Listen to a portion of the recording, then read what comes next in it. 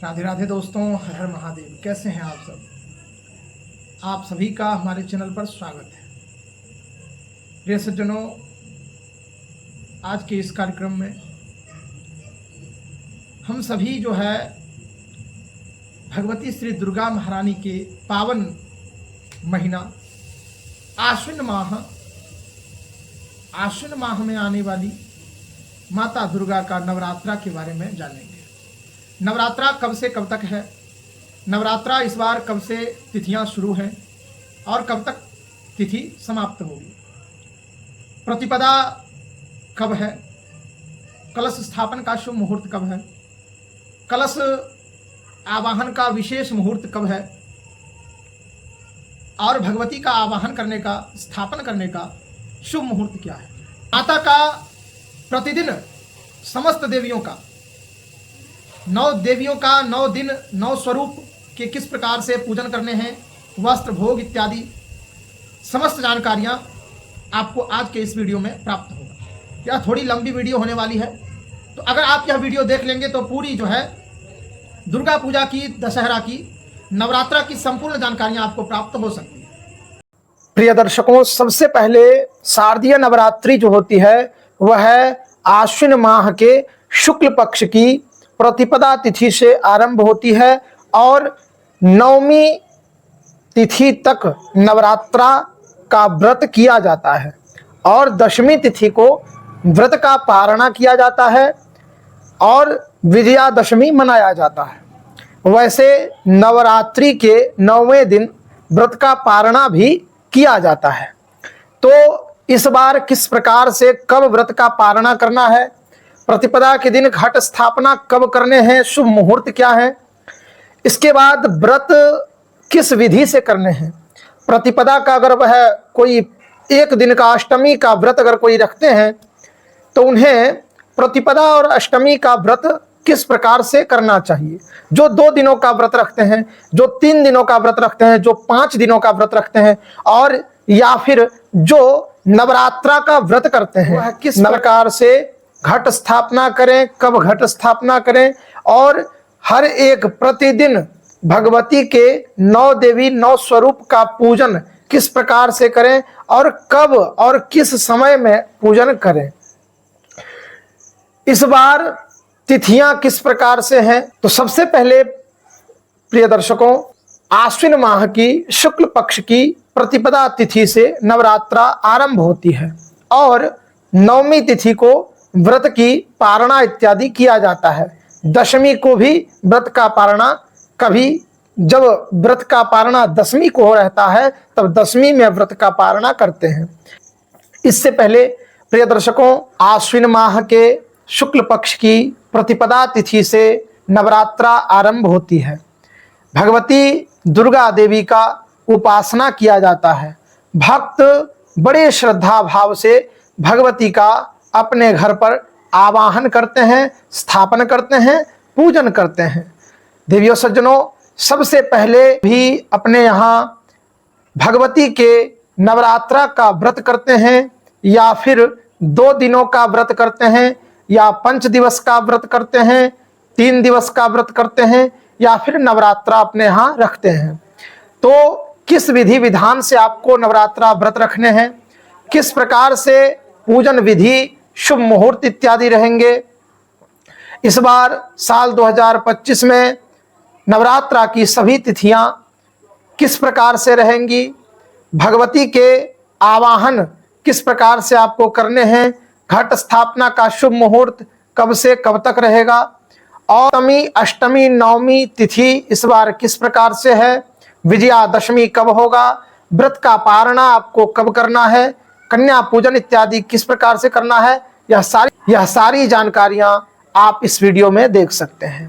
शारदीय नवरात्रा माँ दुर्गा का पूजन सभी भक्त बड़े श्रद्धा भाव से अपने यहाँ करते हैं। धार्मिक मान्यता अनुसार हर प्रकार से जो भी नवरात्रा का व्रत माता का रखते हैं उन्हें हर प्रकार से भय से मुक्ति मिलती है। उनके दुख दरिद्रता घोर संकट का क्षय होता है, सुखी संपत्ति उन्हें वैभव पूर्ण होता है, वह सुखी संपन्न होते हैं। प्रिय दर्शकों, आज आइए जानते हैं इस बार साल 2025 में।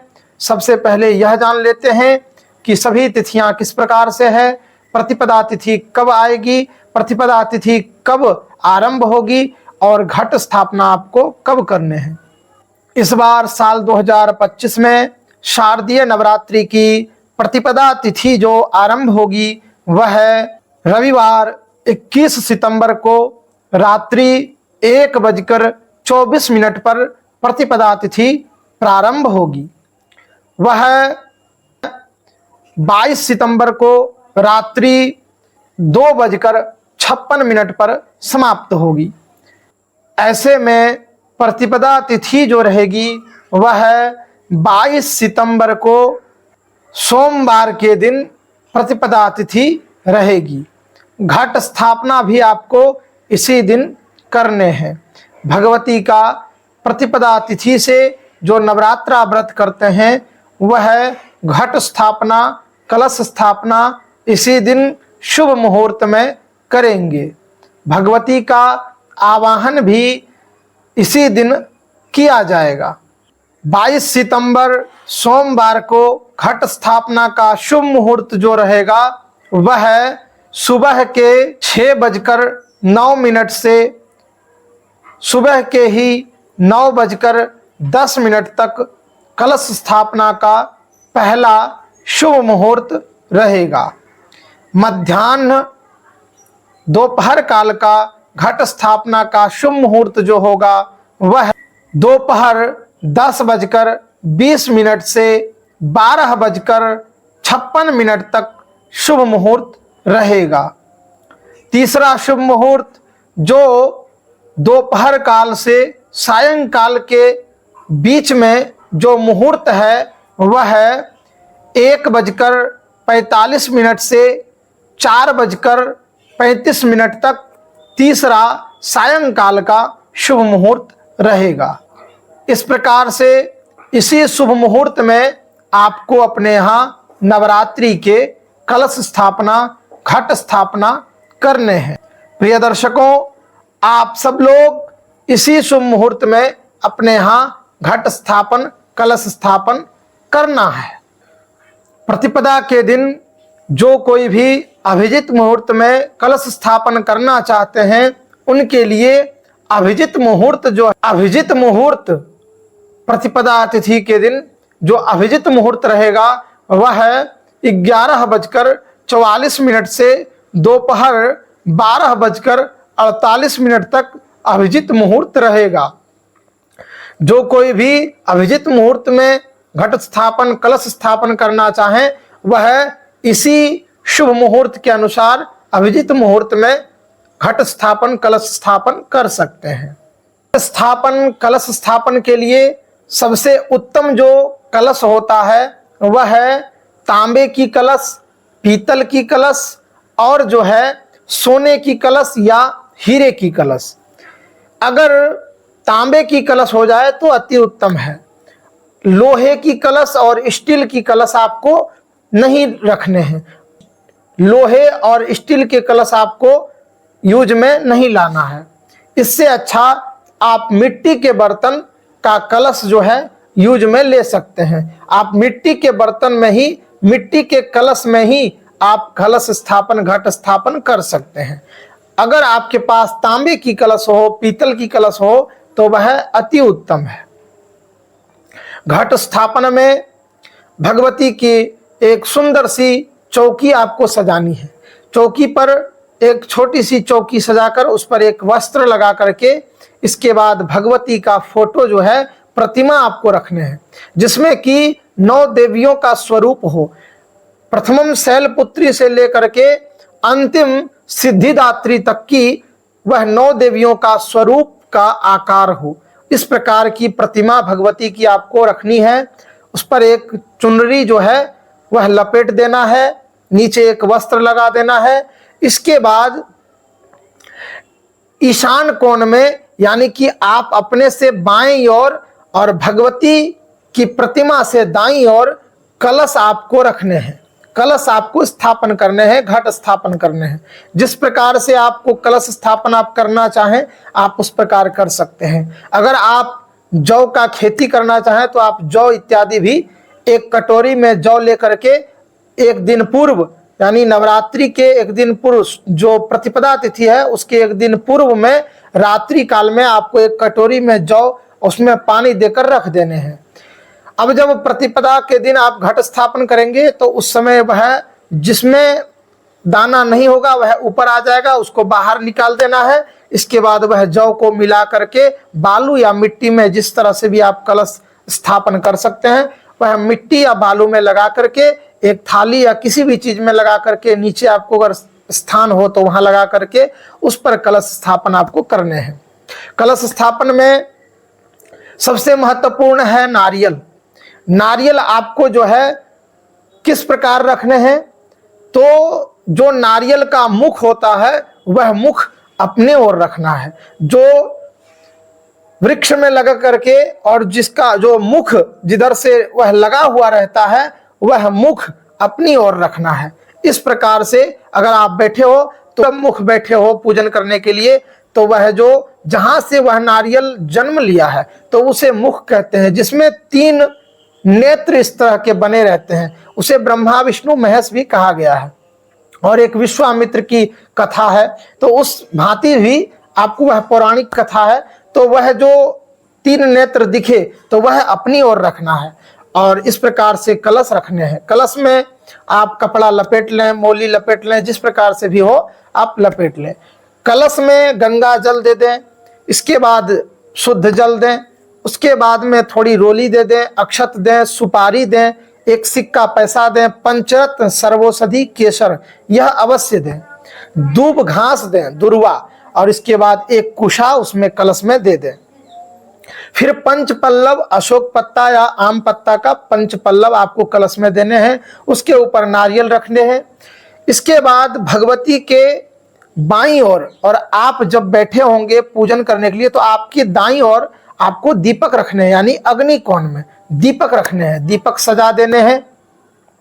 उसके बाद भगवती का आप जिस प्रकार से भी आवाहन स्थापन पूजन आपको करना हो, जिस प्रकार से भी सामग्री आपके पास उपलब्ध हो, पंचोपचार षोडशोपचार सामग्री, जो कुछ भी सामग्रियां हो, सबसे पहले जल, दूध, दही, घी, गुड़, मधु, अगर आप पंचामृत बनाना चाहें तो यह सब कुछ लगेगा।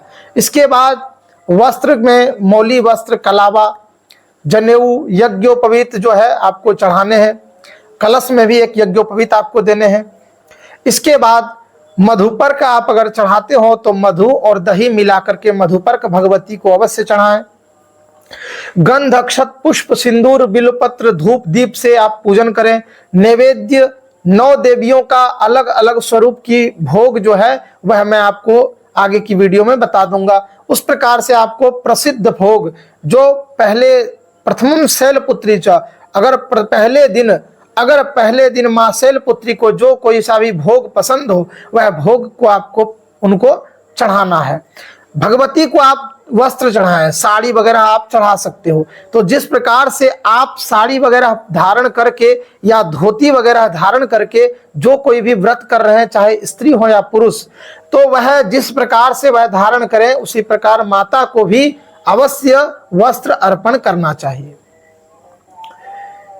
माता को साड़ी सेट अर्पण करें, कुछ श्रृंगार की सामग्रियां अर्पण करें, और इसके बाद भोग इत्यादि लगा करके, नैवेद्य का भोग लगा करके माता का एक फूल वाला लौंग जो है वह कपूर रख करके उस पर जला करके वह कपूर से आरती करें।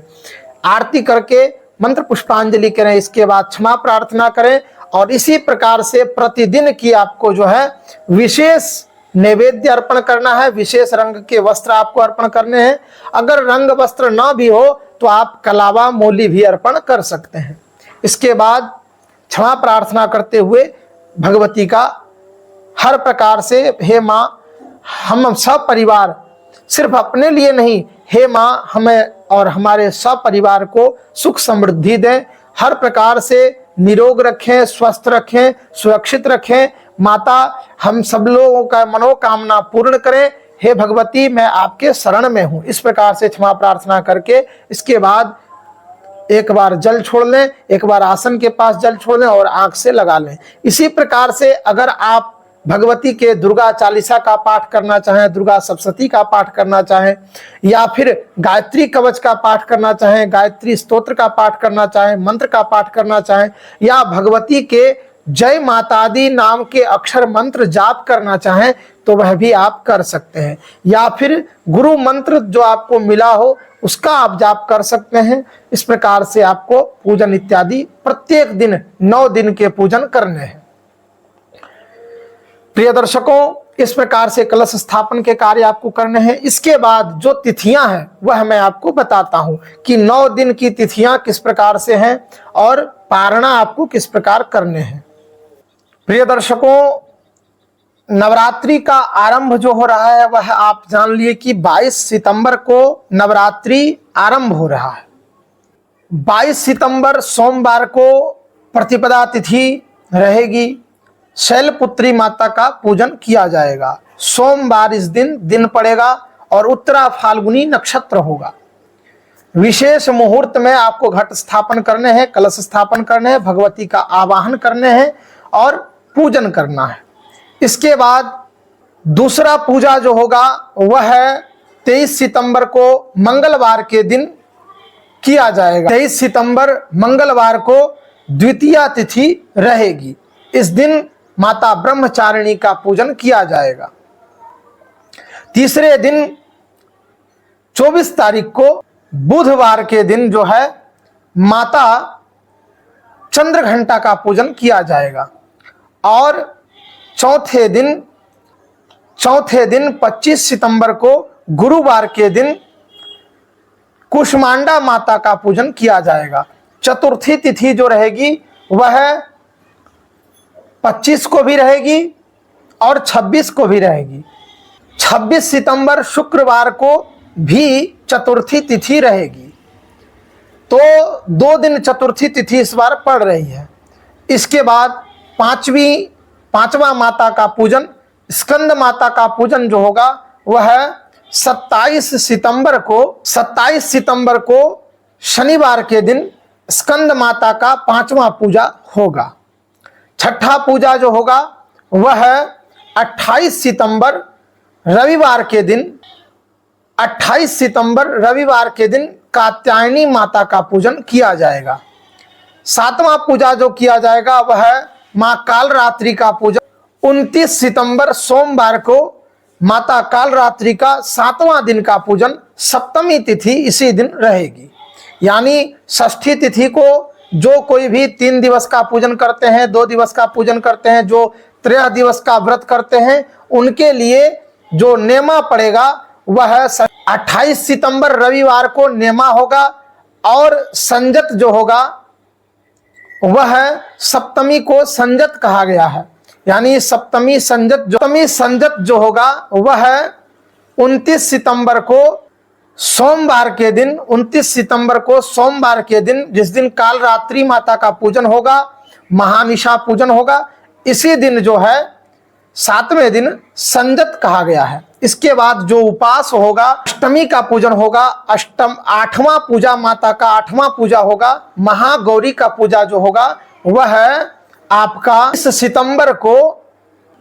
30 सितंबर को मंगलवार के दिन 8वीं माता महागौरी का पूजन होगा। इसी दिन उपास भी होगा। यानी अष्टमी का व्रत जो करते हैं वह इस दिन अष्टमी का व्रत करेंगे।